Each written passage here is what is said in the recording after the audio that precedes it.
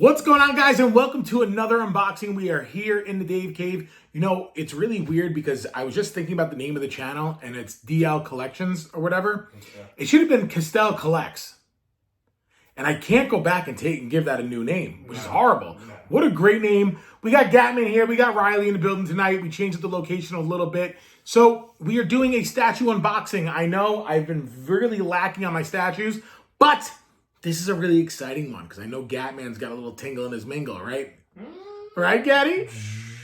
Yeah, that's exactly what I can't even say it.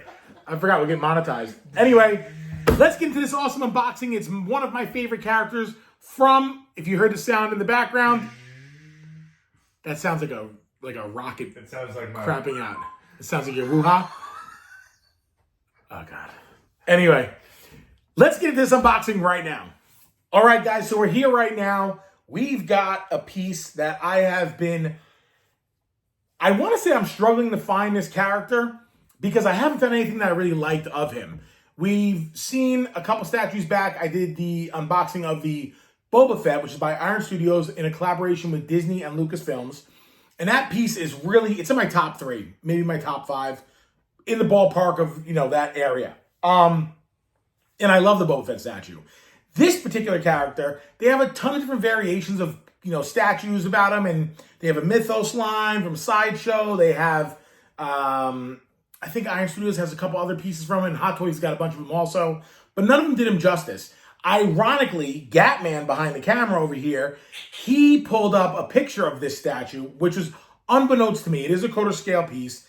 I had no idea this statue existed. I really had no idea. And we found it, and I went on all Spec Fiction, Sideshow, and we're going to get into that in a second.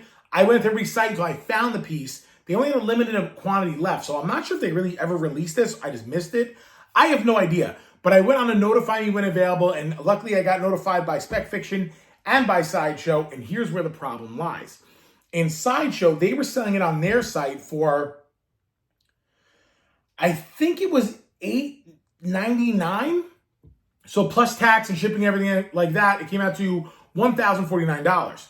Then I got notified by Spec Fiction. They had it up for $769 and only $72 shipping and handling. So it ended up being only like $850 on their site in total. So I had to cancel the Sideshow, go through the Sideshow. They were really cool about it. They actually gave me my deposit back. And Spec Fiction delivered it within record time. So you got to start hunting around the statues. I think some of these sites are getting a little crazy, and it is what it is. I'm not going to fight about it. But we did get a really good deal on it. I'm happy I could add it to the collection. So let's get into the build of who this guy is. Let's do it.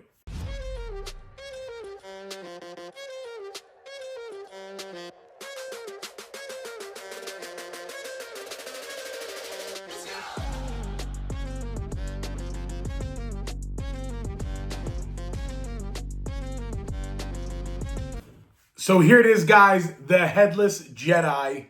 Wow. So excited for this to happen. No? Not a Jedi. Not a Jedi. Sith. So, here's the Headless Sith. I stand corrected. This was my favorite character for Star Wars Episode 1. And honestly, the embodiment of the character carried on in many different shows, such as The Clone Wars. The Clone Wars and Han Solo. And Rebels, thank you. So, Darth Maul is a badass character. There's a lot of time they spent on him after the first movie. Now, him dying actually really sucked. Spoiler alert, my bad. Him getting cut in half, I should say. He didn't really die because there's more to him after the fact. But it kind of sucked because I would love to see so much more of Darth Maul than just that one movie scene.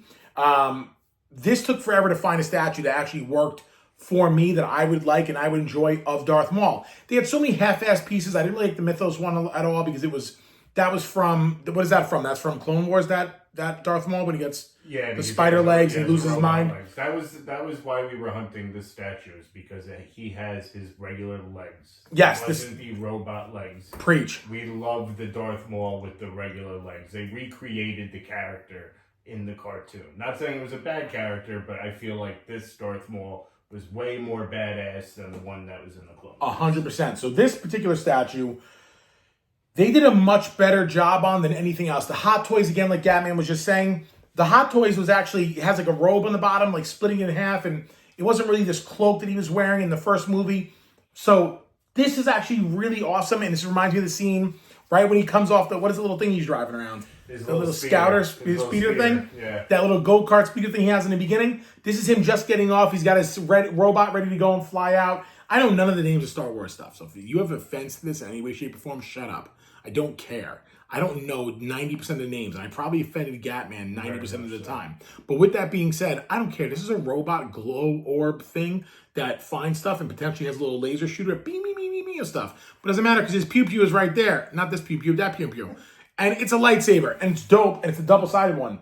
They did such an awesome job in this, and I'm so happy that this isn't mixed media, because I would be really annoyed if this is fabric. Right, yeah. I've got a couple pieces with fabric on them. I might have sold them because I didn't like them that much. A lot of the Sideshow and the Hot Toys, they come with the mixed media. The cloth, and then there's a wire so you can... Even the XM, now this is weird actually, by the way, because this is Iron Studios, but XM did the Boba Fett. So they both have that license. Mm-hmm. The downside of the license, this, and I didn't show you guys that, but on the bottom of the base of this, actually, it doesn't have a number of which one this is. I'm thinking it's number 14 out of the collection, but I'm not really sure because Disney gets involved in these things and they do these weird, codes to look things up or whatever. There is one big problem. There's a big issue with this arm right here. It's not sliding in very well. Actually, it's not sliding in at all. So I might have to do a little bit of surgery right there to open it up a little bit to get it to connect to the magnet. But other than that, everything has gone together really well. Let me show you guys the faces because this is what makes this piece what it is.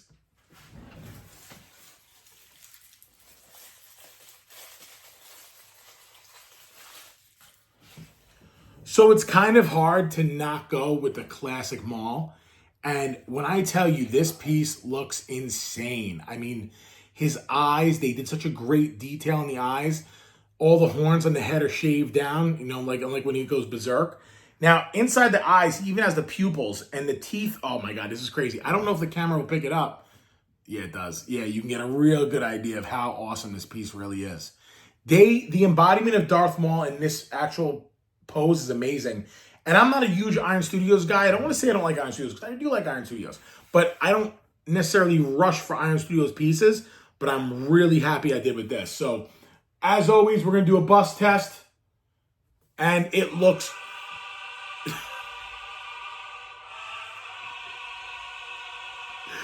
The timing was so perfect. We're getting monetized. I can't wait.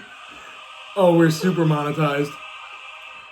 Now, this does come with two busts, two head sculpts. So this is the first one. I know Gatman's dying to see that one up close. But then Gatman, I didn't know this, and I don't know if you did either. Yeah, it comes with him in the hood. But it also comes with him in the hood. And honestly, this particular scene is everything to do with... Oh, that's right. I'm sorry. You have to take off the hood right here to put the hood on. Oh, that's dirty. That is dirty. Looks like he's about to walk in the hood right now. Oh, he is about to F up a Qui-Gon Jinn all over again, boy. That is dirty. Stop it. Man. I mean, I'm looking at it from the camera's point of view. Like, this is awesome. Even look on top of the hood. You Yeah. can actually even see, like, on the top, you can see, like, where the horns are kind of, like... Yeah, it's pushing it up. Pushing up the... Yeah, it's pushing up. the So little detail that's a like really that, cool yeah. detail Gatman's actually showing. So, oh, come on. Oh, this magnet's strong. If you look at the top of the head sculpt, you can see all the horns poking through. That's a really cool detail. That. Like, they really thought about that, and I could really get behind that. I love when the artists take their time to really care about it. Again, no mixed media on this, so I really like this. I'm really happy. Honestly, I know it was $849, and I said to myself, I was not going to buy any more statues this year, but I did, but I failed. But I guess because the two statues that I was going to buy this year for the end of the year haven't been released yet, and that's the Optimus Prime by XM and the Megatron by XM, and that was going to be my last statues, but this came out, and I just couldn't resist. This is perfect. This is exactly what I was looking for when it came to a Darth Maul statue. And me and Gatman have been looking for months. It's got to be almost a year now. We've been trying to find something, and they really did an incredible job with this. It's exactly what we wanted. It's exactly. And everything about it works. And the movement on it, the dynamicness of the cloak. See, in this particular thing, you don't need an action pose.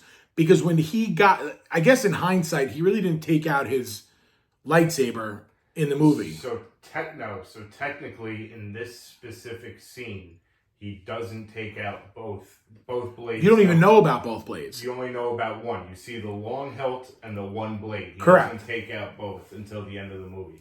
So the only downside I would say to this statue, and I will, besides the fact we're having a problem with the arm, the base doesn't fit the narrative. In the sense that they have a lightsaber out. Or the droid. Because the droid was in that scene, only in that scene as well. Right, so actually there's a lot of convolution around this. You're almost better just doing like a platform. Everything's right except for the lightsaber. Right. The lightsaber actually doesn't fit the whole scene. Everything fits except for the lightsaber. So technically, this head would make more sense with the lightsaber. That head with the lightsaber and no droid. Yeah, is it. Spot on. So if we can actually do that. Now, here's something cool about it. I've noticed about quite a few statues. So you can get away with what I would like to call a little bit of murder, and I'm sure it'll offend somebody. But what you can do is you can actually not put some of the pieces on. And I've done it with, when I did Dom's Venom during Christmas last year, I took off a lot of tentacles because the pieces are so stupid with them all on. But now, when you do this, you have a bit more accurate of, oh, and look how much more badass it looks like this. It's silly. It's silly. It's just silly.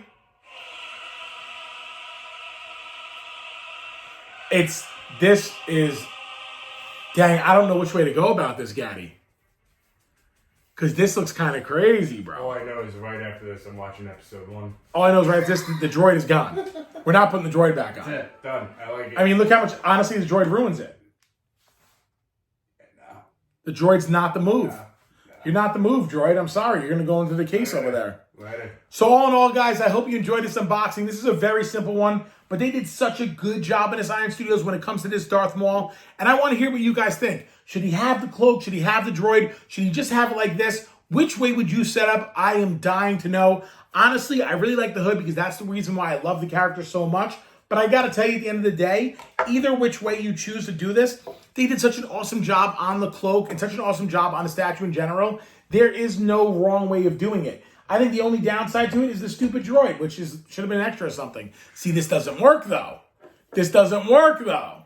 Because then if you put the droid on it, then it works. But then you have to have the droid on it, because that makes sense. Oh, we got issues. We got issues. Tell me what you guys think in the comments below. I'm super curious. Gatman, which way are you going with it?